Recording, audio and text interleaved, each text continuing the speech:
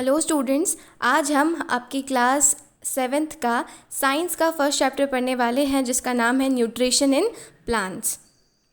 In class 6th, you learn that food is essential for all living organisms. You also learn that carbohydrate, proteins, fats, vitamins and minerals are component of food. These components of foods are called nutrients and are necessary for our body. आप आपकी class 6 में पढ़ चुके हो कि सारे living organisms जो होते हैं, ठीक है, जो कि सांस ले सकते हैं, जो ग्रो करते हैं, तो सारे लिविंग ऑर्गेनिजम्स जो होते हैं उन्हें काय की ज़रूरत होती है? खाने की ज़रूरत होती है। खाने में क्या क्या होता है? कार्बोहाइड्रेट्स होते हैं, प्रोटीन होता है, फैट्स होता है, विटामिन्स होते हैं, मिनरल्स होते हैं। ये सब क्या होते हैं? कंपोनेंट्स ऑफ फूड होते हैं और हमें ज़िंदा रहने के लिए इन सभी की ज़रूरत होती है। इनको क्या बोलते हैं हम? इन कंपोनेंट्स ऑफ द फूड को हम क्या बोलते हैं? न्यूट्रिएंट्स, ठीक है, न्यूट्रिशन बोलते हैं हम, ये हमें न्यूट्रिशन देते हैं। तो जितने भी लिविंग ऑर्गेनिजम्स होते हैं उन सभी को खाने की ज़रूरत होती है। All living organisms require food. Plants can synthesise food from themself but animals include humans can not. Plants कैसे होते हैं? जो अपना खाना खुद बना सकते हैं, ठीक है, खुद सिंथेसाइज करके अपना खाना बना लेते हैं। लेकिन ह्यूमंस जो होते हैं वो अपना खाना खुद नहीं बना सकते, मतलब हमारी खुद की बॉडी में खाना नहीं बनता है। हम दूसरों पर डिपेंड होते हैं, प्लांट्स या फिर एनिमल्स पर डिपेंड होते हैं हमारे खाने के लिए। They get it from the plants और animals that eat plants. Thus humans and animals are directly और इनडायरेक्टली डिपेंड्स ऑन प्लांट्स। तो हम क्या बोल सकते हैं कि ह्यूमंस जो होते हैं और एनिमल्स जो होते हैं वो एक तरीके से घुमा फिरा के या फिर डायरेक्टली या इनडायरेक्टली काय पर डिपेंड होते हैं? प्लांट्स पर डिपेंड होते हैं अपने खाने के लिए।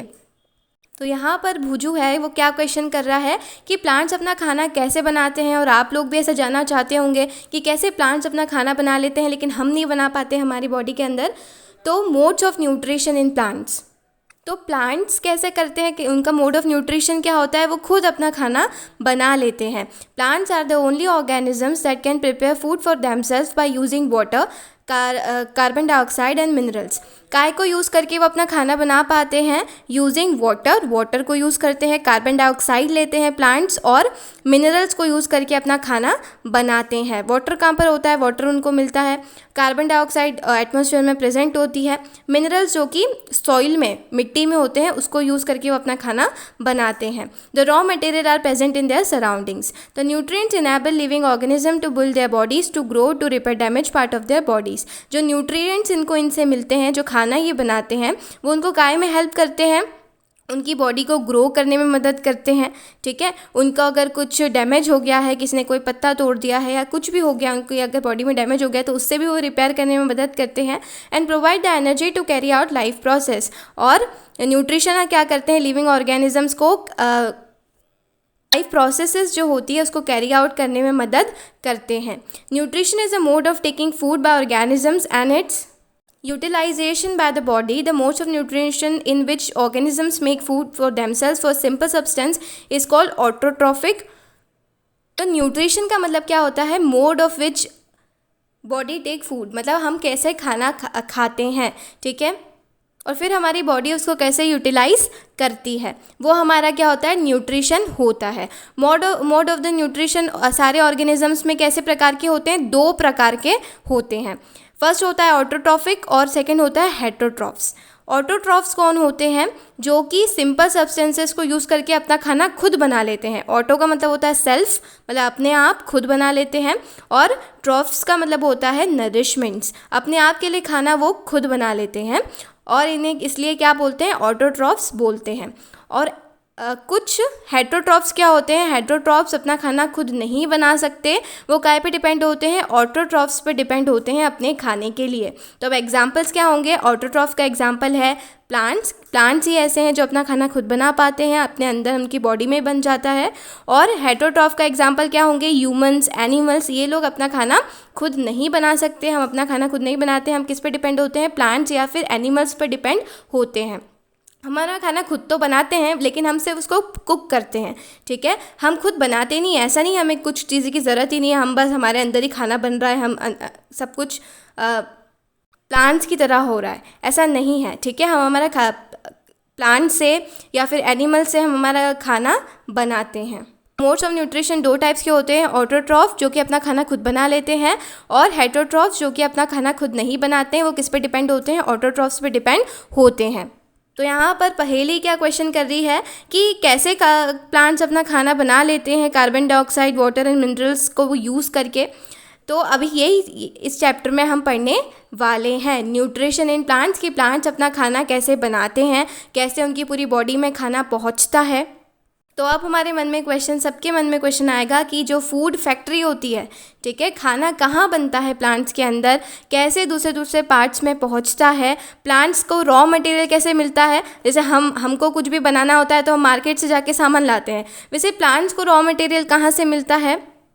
और जैसे हमारा खाना किचन में बनता है, वैसे प्लांट्स का खाना कहाँ पर बनता है। तो ये सारे क्वेश्चंस हम इस चैप्टर में डील करने वाले हैं। फर्स्ट चैप्टर आपका है न्यूट्रिशन इन प्लांट्स, जिसमें हम प्लांट्स कैसे उनका न्यूट्रिशन कैसा होता है वो पढ़ेंगे। सेकंड चैप्टर है आपका न्यूट्रिशन इन एनिमल्स, जिसमें हम जो हेटेरोट्रॉफ्स होते हैं, जो एनिमल्स होते हैं, उनका न्यूट्रिशन कैसे होता है उनके बारे में पढ़ेंगे। तो अभी जितना भी हमने पढ़ा उसमें हम मेन पॉइंट्स हमने क्या पढ़े कि सब लोगों को, सारे लिविंग ऑर्गेनिजम्स को अपनी लाइफ प्रोसेस को कैरी ऑन करने के लिए काय की ज़रूरत होती है, फूड की ज़रूरत होती है, क्योंकि फूड हमें क्या देता है, एनर्जी देता है। अगर फूड हम नहीं खाएंगे, खाना नहीं खाएंगे तो हमें एनर्जी नहीं मिलेगी, इसीलिए हमें फूड की ज़रूरत, सारे लिविंग ऑर्गेनिजम्स को फूड की ज़रूरत होती है। The process by which an organism procures food is called nutrition. और अब जो प्रोसेस जिससे ऑर्गेनिजम्स अपना खाना बनाते हैं, उसे यूटिलाइज़ करते हैं, उसको हम क्या बोलते हैं, न्यूट्रिशन बोलते हैं। तो जो न्यूट्रिशन होता है वो मेनली दो प्रकार का न्यूट्रिशन होता है। एक तो होता है ऑटोट्रॉफिक, एक होता है हेटेरोट्रॉफिक। ऑटोट्रॉफिक क्या होता है, जो अपना खाना खुद बना लेते हैं जैसे प्लांट्स, और हेटेरोट्रॉफिक कौन होते हैं, जो कि अपना खाना खुद नहीं बना सकते जैसे एनिमल्स और ह्यूमन बींग्स। वो किस पे डिपेंड होते हैं, इनडायरेक्टली, डायरेक्टली हम सब काय पे डिपेंडेंट है, प्लांट्स पर डिपेंडेंट है अपने खाने के लिए। अब आपका नेक्स्ट टॉपिक है 1.2 टॉपिक है photosynthesis, food making process in plants. तो प्लांट्स अपना खाना उनके अंदर ही क्यों बना लेते हैं, क्योंकि वो कौन सी प्रोसेस करते हैं, फोटोसिंथेसिस की प्रोसेस करते हैं, जिससे वो अपना खाना खुद बना लेते हैं। एनिमल्स और ह्यूमन बींग्स होते हैं वो ये प्रोसेस नहीं करते, इसलिए हम हमारा खाना खुद नहीं बना सकते। लेकिन प्लांट्स एक यूनिक प्रोसेस करते हैं जिसका नाम है फोटोसिंथेसिस, जिससे वो अपना खाना खुद बना पाते हैं। तो कैसे बनाते हैं देखते हैं। Leaves are the food factories of the plants. जैसे हमारा खाना किचन में बनता है, ठीक है, हमारी फूड फैक्ट्री कहाँ होती है, किचन में होती है, वैसे ही प्लांट्स की फूड फैक्ट्रीज कहाँ होती है, लीव्स में होती है। ठीक है, आपको हमेशा याद रखना है, कोई भी अगर आपसे क्वेश्चन पूछे कि प्लांट्स अपना खाना कहाँ बनाते हैं, तो प्लांट्स अपना खाना पत्तियों में बनाते हैं। ठीक है, उनकी पत्तियाँ एक तरीके से उनकी किचन होती है, वहाँ पर उनका खाना बनता है।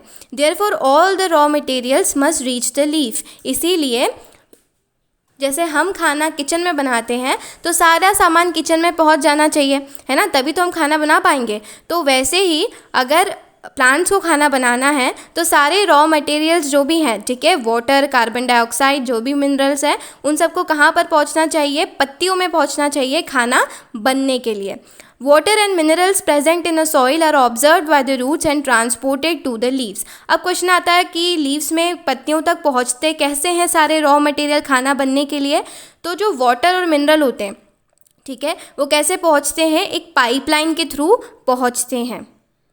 बहुत सारी पतली पतली पाइपलाइन होती है पूरे प्लांट में, जो कि पूरे रूट से, जड़ों से लेकर प्लांट्स के सारे पार्ट्स तक रहती है और सारी चीज़ को पहुंचाती है। तो वाटर और मिनरल कैसे पहुंचता है लीव तक। वाटर जो होता है, रूट्स में हम पानी डालते हैं, जड़ों में पानी डालते हैं, तो जड़ें उसको ऑब्जर्व कर लेती है, रूट्स उसको ऑब्जर्व कर लेती है और पाइपलाइन के थ्रू लीव्स तक, पत्तियों तक पहुँचा देती है। और मिनरल्स भी इस तरीके से ही पहुँचते हैं, सॉइल से जो रूट्स होती हैं उसको ऑब्जर्व कर लेती है और ट्रांसपोर्ट कर देती है, मतलब पहुंचा देती है पत्तियों तक, जहां पर प्लांट का खाना बनने वाला होता है। अब ये तो हो गए वाटर और मिनरल्स कैसे पहुंचते हैं पत्तियों तक। अब कार्बन डाइऑक्साइड कैसे पहुंचता है। तो कार्बन डाइऑक्साइड जो है, carbon dioxide from air is taken in through the tiny pores present on the surface of the leaves.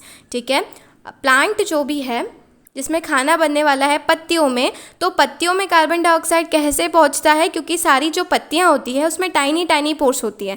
अगर आप कोई भी पत्ती देखोगे तो उसमें छोटे छोटे से पोर्स आपको दिखेंगे, जिसको हम क्या बोलते हैं, स्टोमेटा बोलते हैं। और स्टोमेटा की हेल्प से जितने भी पत्तियों में कार्बन डाइऑक्साइड पहुंचता है।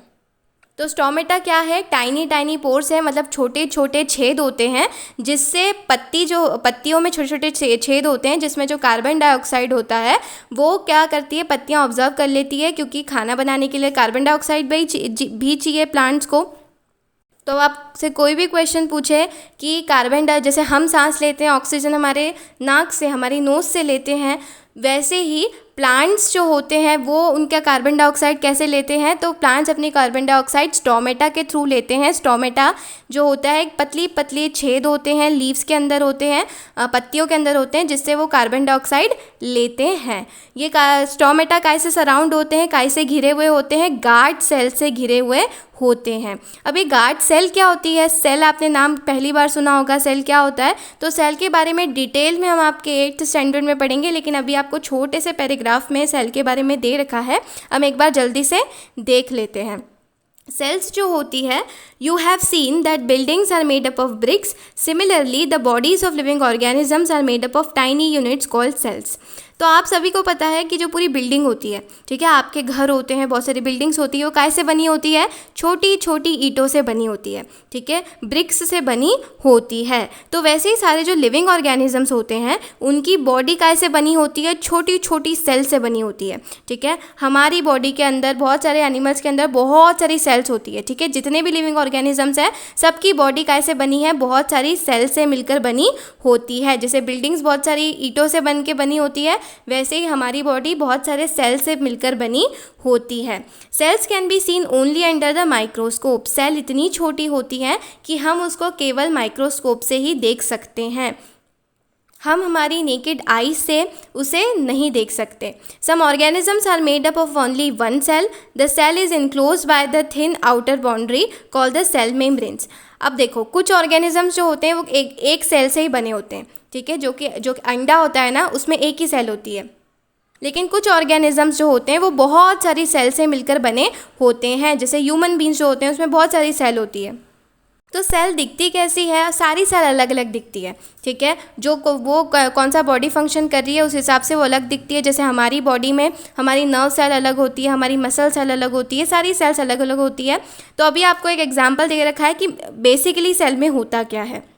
सेल जो होती है एकदम स्पिरिकल गोल गोल होती है थोड़ी, and the cell is enclose by the thin outer boundary. उसमें एक बाउंड्री होती है, ठीक है। अगर बाउंड्री नहीं होगी तो फिर पता कैसे चलेगा कि हमें ये एक सेल है? तो उसकी एक बाउंड्री होती है, उसको हम क्या बोलते हैं? सेल मेम्ब्रेन बोलते हैं। हर चीज़ की एक बाउंड्री होती है, वैसे ही सेल की एक बाउंड्री होती है जिसको हम क्या बोलते हैं? सेल मेम्ब्रेन बोलते हैं। Most cells have distinct centrally located spherical structure called the nucleus. और सेल में क्या होता है? बीच में एक छोटा सा गोला जैसा स्फेरिकल स्ट्रक्चर होता है, आपकी डायग्राम में भी आपको दिख रहा है, जिसको हम क्या बोलते हैं? न्यूक्लियस बोलते हैं। ये सेंटर में होता है, बीच में होता है सेल के, इसको हम क्या बोलते हैं? न्यूक्लियस बोलते हैं। और न्यूक्लियस के आसपास क्या होता है?